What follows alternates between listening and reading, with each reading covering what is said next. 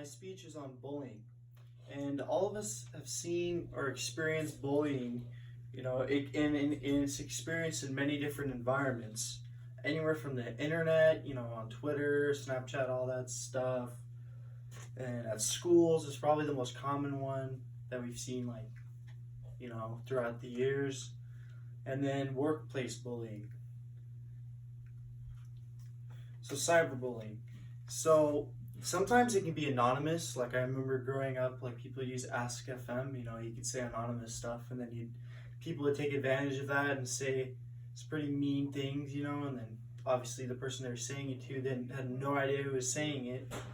So it was just like free game, so they could say whatever, And then oftentimes it's a lot of offensive language, a lot of insults, taunts, and a lot of the time it promotes like a lot of aggressive responses, like just that person's just frustrated that someone could be saying that to them.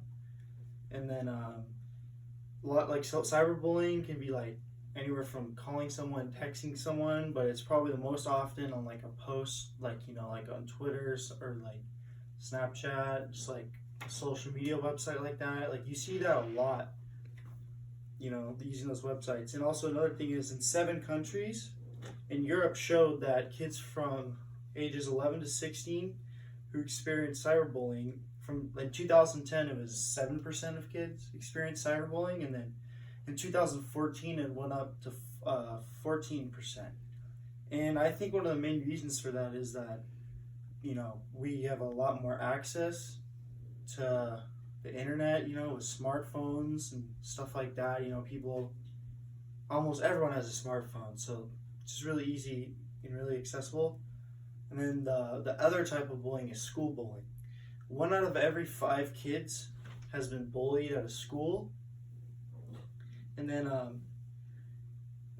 when you're bullied, you're 3 times more likely to not feel like you fit in, like you feel like an outsider, and that definitely doesn't make people feel good when they feel like an outsider. And then also when they're bullied, they're 2 times more likely to just not go to school because they're either afraid of getting beat up or bullied, or they just don't want to deal with it, so they just don't want to go to school. And also immigrants are 33% more likely to get bullied oftentimes because people just pick on them because they don't fit in, they dress different, they talk different, they come from a different culture and stuff like that, so people just make fun of them for that. Then the 2 types of bullying you see at schools is physical, like we've all seen those like old movies where like the school bully will punch someone or something like that, try to overpower someone. And also the verbal bullies where they just call them names, And then another one is workplace bullying. Types of workplace bullies are aggressive communicators. They just, call everyone mean names, they make them not feel good. They call them out for everything that they do wrong, And then there's a lot of yelling and cursing at that. And then there's the constant critic. We've all had, a lot of people that have had jobs will always say like they've had a boss or like a coworker who would just nitpick absolutely everything, and then they would just get on them constantly, and they just didn't feel comfortable in the workplace. Then pranksters.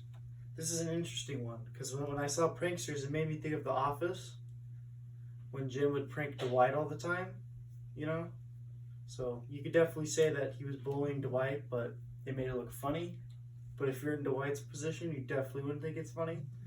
So there's a lot of verbal abuse, intimidation, and threatening through coworkers sometimes, and it often leads to jobs not being done as effectively.